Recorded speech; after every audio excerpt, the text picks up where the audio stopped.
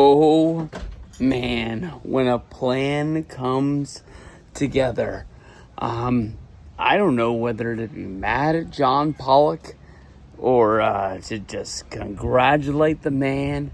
He was the guy. I mean, I think John Pollock was the guy who broke the story on Post Wrestling. I think he was the only one who came out and basically just kind of was confused at Saturday night's main event.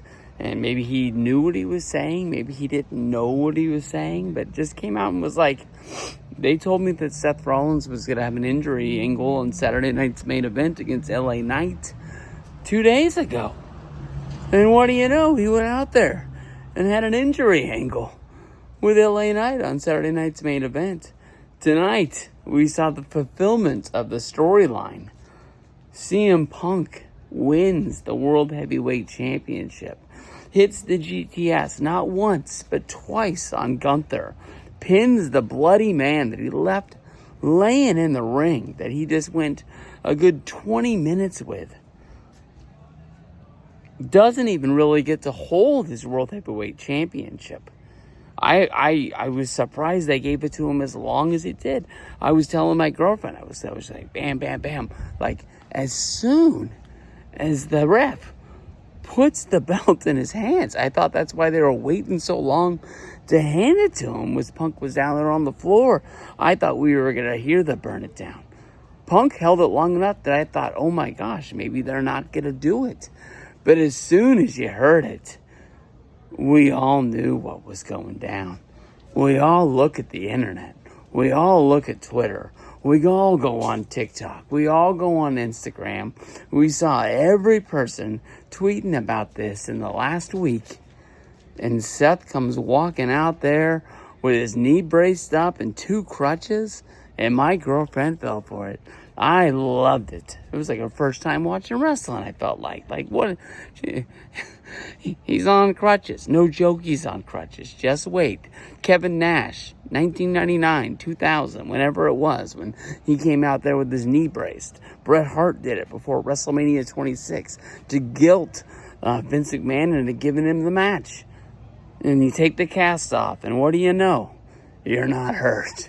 We see this in wrestling all the time. Burn it down. That was freaking awesome. Rollins comes down, bashes Punk with the briefcase, curb stomp. Done. New World Heavyweight Champion.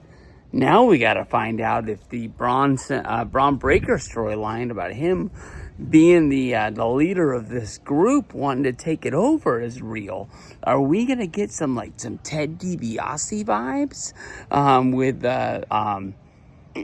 Legacy, where we just kind of see like a little bit of an uprising where Braun Breaker wants a WWE World Heavyweight Championship shot, a little bit like Triple H when he was in the corporate ministry, saying that he wanted a shot against The Undertaker? Are we going to get a little bit of an uprising? We going to get Batista with Legacy?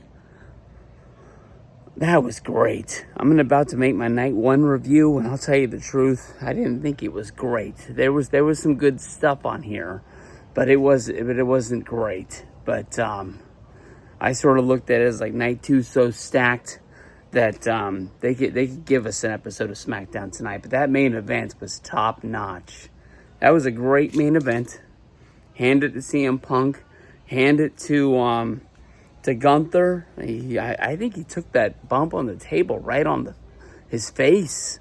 I don't know if he went under and he bladed under the table, or if he just really did take that right on his nose. But I loved him selling the blood like he had never seen his own blood before. But Seth Rollins, World Heavyweight Champ. Let's go night 2. Still want to know what's up with CM Punk. With Cody Rhodes and John Cena. Still thinking about that a lot. What the heck was that last night?